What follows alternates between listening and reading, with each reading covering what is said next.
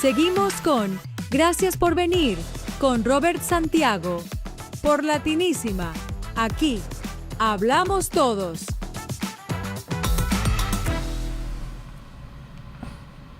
Bienvenidos a Latinísima, la plataforma donde aquí hablamos todos. Hoy está invitado un gran cubano. Es ginecobstetra de profesión y escritor por pasión. Ver si tienes edema y que la parte de... Al principio del problema de la religión, que era el San Juan, que por qué, que habían gente atea, que... En el embarazo, si tuvieras alguna alteración, es importante porque es como una prueba. El mismo embarazo, la Chiva y Panchita y otros cuentos, que tiene una serie de cuentos, puede tener de 26, 27, 28, 29 o 30. Bueno, señores, ese hombre que usted acaba de ver ahí es remediano, coterráneo conmigo. Por supuesto que casi me vio nacer, aunque no fui objeto de su profesión. Además, es escritor. Para mí es un tremendo privilegio tener a Miguel Martín Farto. Miki, bienvenido, amigo. No, muchas gracias por eso. Este señor, como le decía, hizo mucho por la parranda remediana. Es una de las grandes fiestas de Cuba, que en otro momento a los que no conocen de la parranda, vamos a abundar al respecto. Pero este hombre es artífice de toda esa popularidad que tuvo la parranda. Y más que de la parranda, vamos a hablar de tu vida, de tus anécdotas, Miki, porque eres todavía un apasionado de las tradiciones, de la escritura para niños, y sin embargo tuviste que emigrar para Estados Unidos. ¿Por qué pasó eso? Bueno, hay que ir desarrollándose.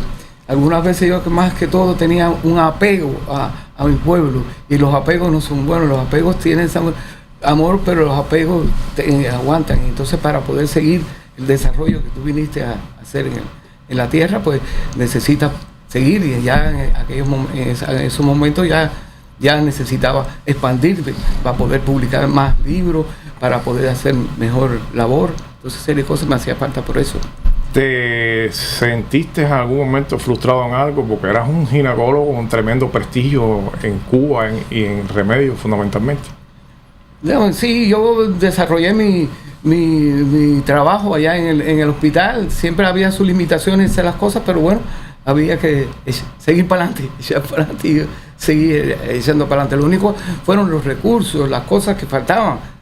Aunque yo no llegué a tener el problema que hay en la actualidad, en la cual en el momento que yo estuve en Cuba se desarrollaba bastante bien y se lograba una cifra buena de mortalidad infantil, pero de todas maneras para uno desarrollarse no podía. Y dejaste atrás tus dos hijas. Sí. Y llegaste aquí. Por supuesto que no debe haber sido fácil. Todo el que llegue con inmigrantes es muy difícil los principios. Háblame de esa etapa. Bueno, cuando llegué aquí, entonces, como todo el mundo, tuve que empezar a trabajar en lo que se presentara. Trabajé en una fábrica de pintura, llegué a hacer también bueno, en todo lo que se presentaba para poder echar para adelante, porque yo vine con mi familia también de ahí, pero traje tres hijos, y traje uno que tenía 8 meses nada más. Entonces, y sin familia aquí, porque yo no tenía familia. Yo tenía un primo aquí en los Estados Unidos que estuvo en Vietnam y lo mataron. Murió allá en Vietnam, en la guerra de Vietnam. Entonces, no tenía familia, tenía las amistades, la gente mía del medio que me conocía, y compañeros míos médicos que habían venido antes. Entonces, si hay cosas, pues me dieron la mano en ese sentido. Se dice que uno tiene ese gorrión, como decimos en cubano popularmente. Ese gorrión, ¿cómo lo supliste? Porque el escritor, el profesional que ha tratado con muchas personas, llegar aquí en esos primeros tiempos debe haber sido difícil en este sentido. Sí, como no, yo más que por remedio he sentido un amor que algunas veces puede ser fuerte y que no beneficia mucho, porque la verdad que me ataba al remedio y no podía. En el mismo remedio yo lo que pensaba en mi vida lo que aspiraba era vivir todo el tiempo en mi remedio.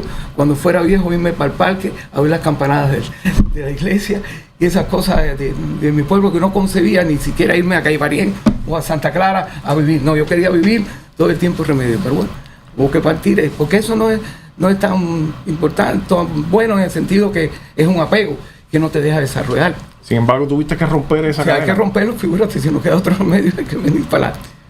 Oye, ¿y la profesión, cómo lograste insertarte en el mundo de la ginecología aquí? Porque es un proceso bastante fuerte y ya tú viniste... Bueno, porque, no, el problema es que ya yo vine ya viejito ya.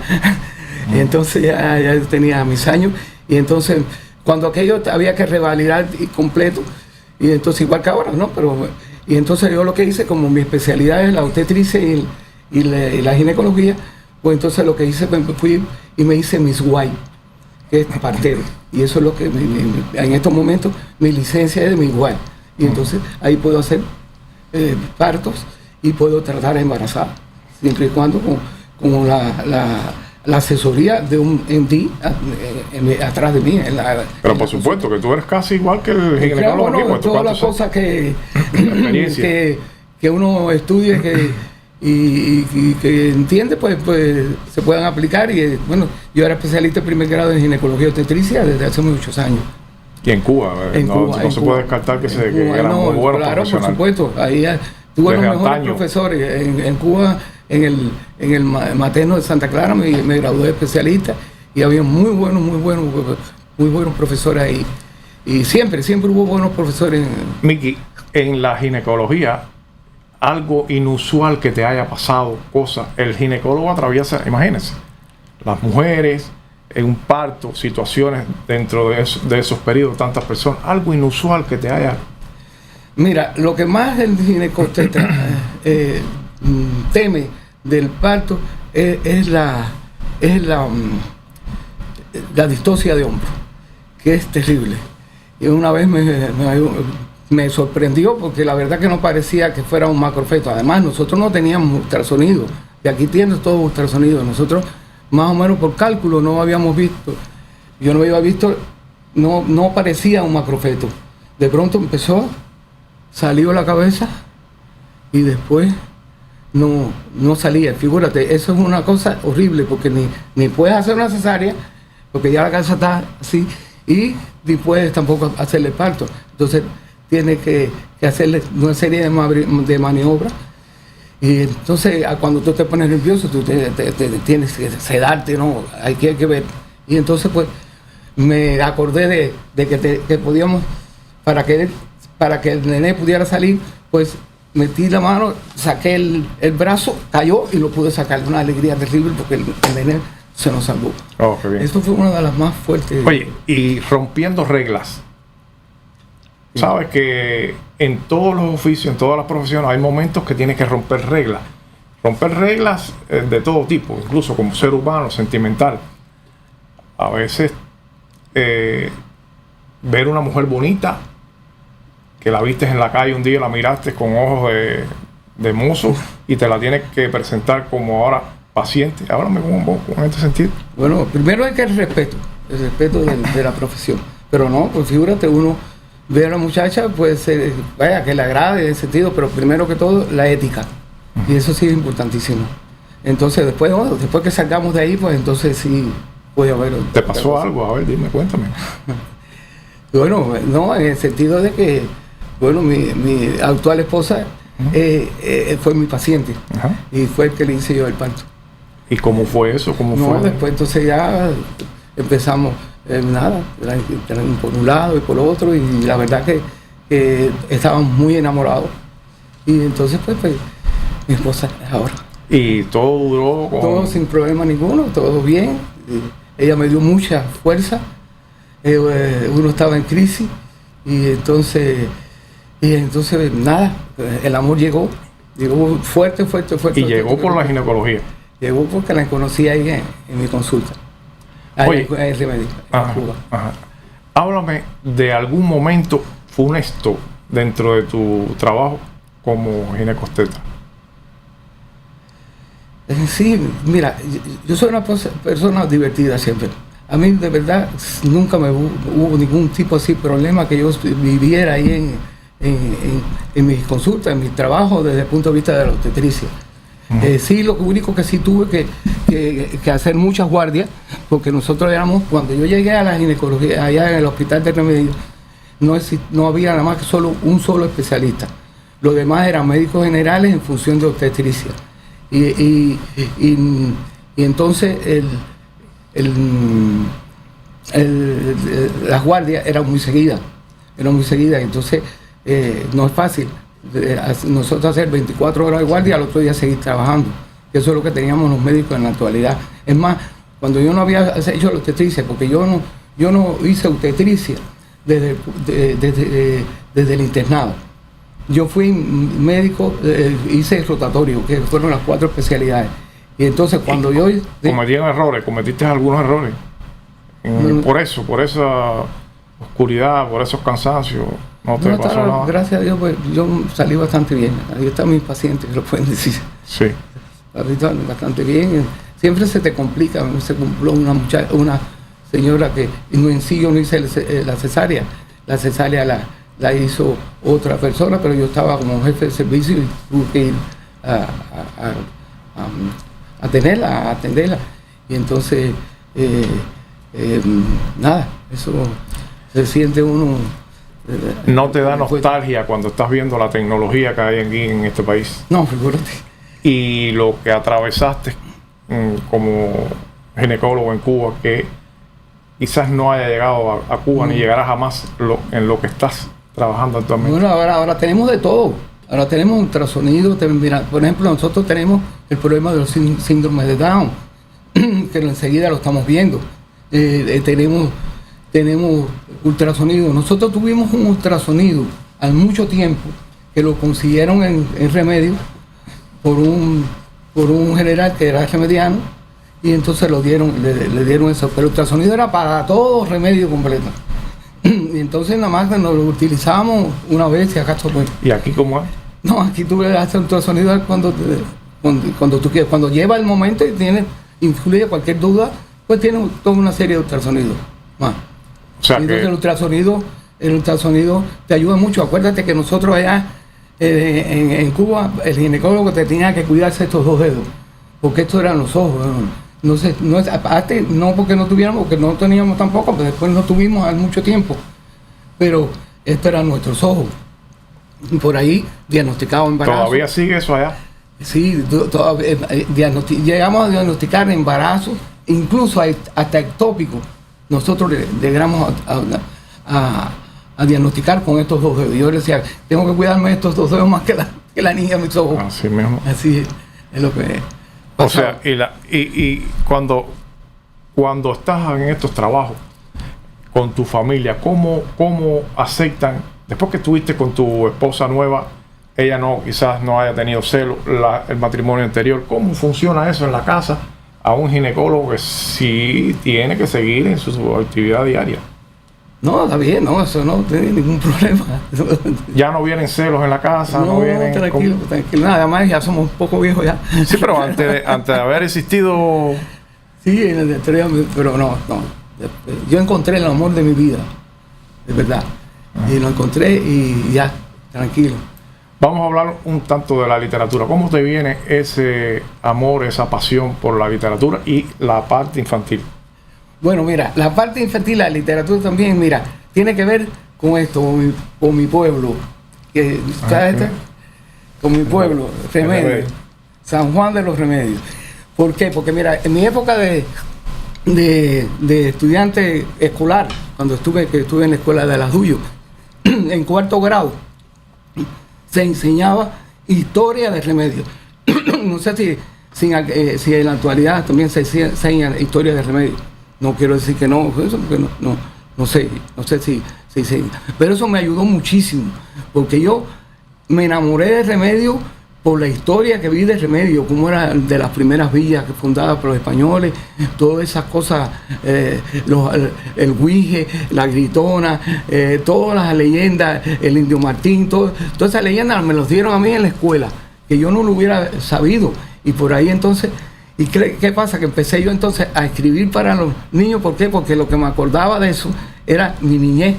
Entonces hice mi primer libro que se llamaba Las aventuras del Kioki, que era una aventura de los niños con una leyenda. Cada cuento se trataba de una leyenda. Y una de las más importantes fue la del Guije. Pues hice un cuento que se llamaba La captura del Guije, que eran unos niños que iban a buscar al Guije porque estaban molestando tanto. Y entonces pues... Las personas no saben, quizás muchas personas no sepan de que él ha sido escritor de muchas tradiciones en Remedios, aparte de lo de la literatura. Sí. Sigue haciendo por esa tradición, aunque estés aquí. ¿Por qué sigues haciendo? Siguen las investigaciones. Hay mucho material tuyo bibliográfico en la biblioteca de Remedios, en fin. Bueno, yo sí, eso sí lo he tratado porque ese es mi pueblo. Y lo quiero muchísimo. Entonces yo cada vez que tengo cualquier cosa pues lo envío para la biblioteca para que lo tengan, porque eso es estudio de todas las cosas que hice sobre las investigaciones, y también para darle, porque he hecho de cosas de otros escritores, como mi primo por ejemplo. Yo le hice un libro sobre la importancia de la historia, que él fue historiador de Remedios. De Falto hizo su tesis demostrando que Remedios no es la octava villa, pero es la segunda en poblado español en Cuba. Sin embargo, soy testigo de algo que ocurrió en Remedios. En la biblioteca de Remedios hace algunos años, el director en aquel entonces propuso una sala con el nombre tuyo y se negaron rotundamente. No sé, el gobierno, los mecanismos maquiavélicos que existen. Háblame de esto. Bueno, en sí, él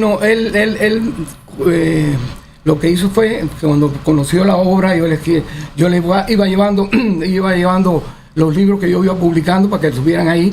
Entonces él determinó que había que hacer, que iba a hacer la sala de historia, la sala de infantil y juvenil, ponerle mi nombre. Cosa que a mí no me gustaba mucho por eso de nombre antes de pasar de plano, pero no me gustaba la cosa.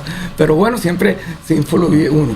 Y entonces pues parece que no gustó eso, entonces expulsaron al director del por el simple hecho de proponerte. Por haber hecho, sí. Porque tú estabas aquí en Estados Unidos. Sí, y entonces pues... ¿Cómo te cayó eso? No, figúrate, un jarro de agua fría en general, porque en fin de cuentas es como una cosa que te gusta así. Y a mí no me interesaba eso, sinceramente. Yo lo que claro, como un escritor quiere que todo el mundo... A mí me interesara que tuviera ahí los libros para que los niños que están ahí los pudieran leer. Pero no me interesara que tuviera mi nombre ni nada de eso. Sin embargo, le hicieron un mal a otra persona también. Sí, no lo votaron. Sí. Estás en una fundación llamada Somos. ¿En qué consiste aquí en Estados Unidos? Tremenda fundación. Es una fundación que es en Hialeah, pero bueno, le da mucha promoción a uno, en el sentido, se hacen muchos eventos. Mañana posiblemente hay un evento también, y entonces esa gente se ocupa mucho de exaltar tu obra, no solamente la de uno, la de todos los que pertenecen a la... Mickey, perdona, ¿no te ha venido a la mente escribir sobre los niños de Cuba, la situación, los niños, el mundo que vive esos infantes? No, sinceramente, nunca me ha venido. Yo siempre he estado yo trato de hacer las cosas de infantil, y entonces yo trasladarme, yo serme un niño otra vez, porque es uno de los que más ansía yo. Pero sabes cómo... Sí, pero no he entrado en ese aspecto. Lo que estoy tratando, siempre que lo que hago el último libro que yo escribí, que se llama La bañera azul que nunca reí de otros cuentos, tiene 18 cuentos para los niños, y todos tienen algo importante: la solidaridad, la valentía, también las cosas malas, la envidia, una serie de aspectos que ya sean formativos o que sean negativos sobre los niños, pero con una cosa muy infantil y de un nivel de valores. Crear valores. Exacto. Exacto, entonces no, eso específicamente, porque para hacer un estudio, cualquier cosa hay que estar ahí. Y yo no estoy allá. Y no, quizás no te vayan a permitir tampoco. No, ni pensarlo. Eso es. Háblame de Cuba. ¿Qué te parece? Vas a ver a tu hija que tienes allá. Sí. Y por supuesto que la parranda casi siempre te lleva y vas en esa época. Yo casi siempre, bueno, primero de todo el mundo sabe cómo está la situación desde el punto de vista de Cuba. Está completamente mal. Y entonces yo, las veces que he ido, no sé si podré ir este año, pero las veces que yo he ido, muchas de las veces que he ido en la parranda, porque he querido seguir viendo una cosa muy... Y entonces en la parranda hay una cosa que como es el día de la parranda, hay una serie de factores que te hacen que ver el ambiente diferente. Pero no, muchas personas piensan, porque siempre se habla del bloqueo, te han limitado para llevar recursos, porque han ayudado a la parranda, a esa tradición. Te han limitado llevar recursos para poder mejorar esa tradición. No, nosotros por eso nos conectamos directamente. Mira, la parranda, el que no es parrandero no sabe cómo se funciona la parranda. La parranda, como todo en Cuba, el Estado la tiene controlada, pero hay cierta independencia con los barrios, hay cierto respeto con los barrios. O sea, pero ahí no hay bloqueo en ese sentido. Ahí se entra todo. Desde aquí también han llevado cualquier cosa. Ayudamos en todo lo que sea, mayormente eso, para que ellos puedan tirar los voladores, hacer las carrozas, el vestuario, todo eso. Pero sin embargo, sí, tengo entendido que una vez hiciste hacer una donación de un tipo, de una impresora, y eso sí te lo limitaron. No, cuando yo doné esa impresora, pero fue directamente con su...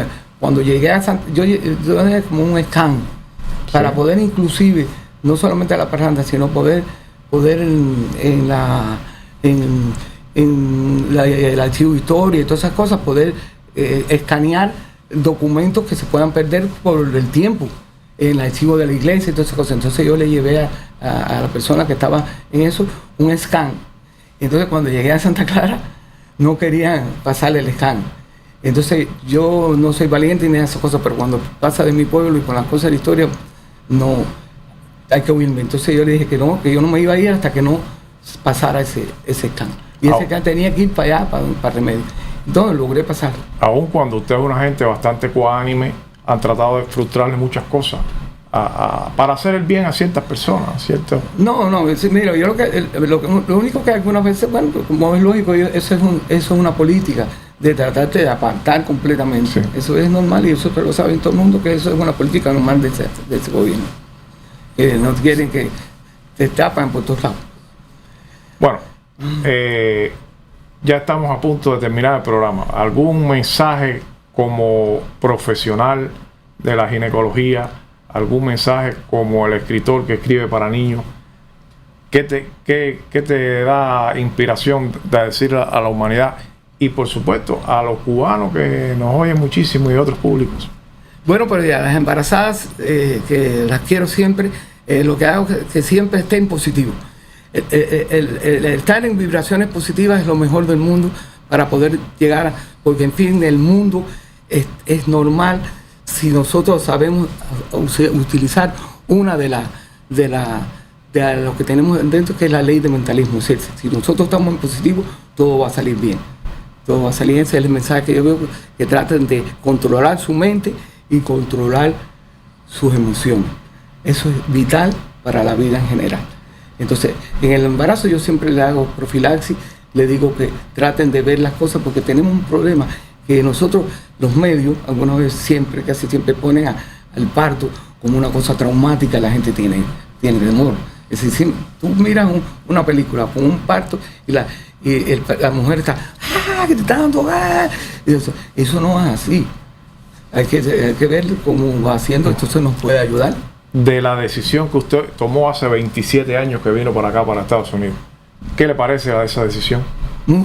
Eso es lo mejor que me ha dado en mi vida, porque he podido ir adelante. Claro, he tenido todas las cosas, porque uno deja a su familia y sus hijos. En algunas casas yo dejé 2 hijas, y ya una de ellas está con nosotros aquí.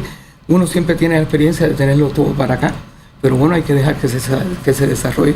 No, yo no me sé, yo de verdad, sinceramente, no me imagino cómo yo pudiera estar en estos momentos.